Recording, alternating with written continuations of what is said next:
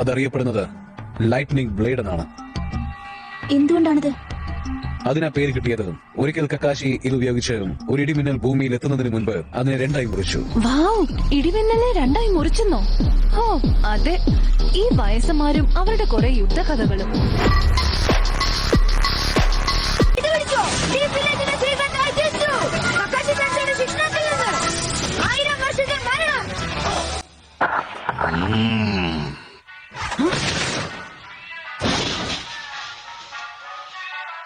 Boom.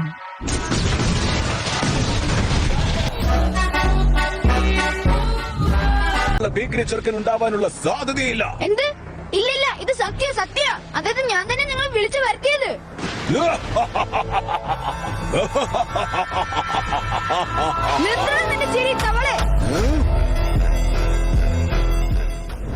നീ അവിടുന്ന് ചുമ്മാ നടന്നു പോയോ?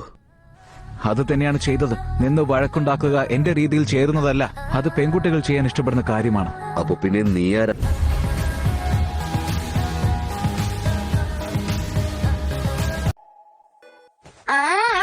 ഇതുകൊണ്ട് നിങ്ങൾ എന്താ ഉദ്ദേശിക്കുന്നത്? കണ്ടാ ഞാൻ വെറും ഒരു സാധാരണ ബലൂൺ പിടിച്ചിരിക്കുകയാണെന്ന് തോന്നുന്നുണ്ടല്ലേ?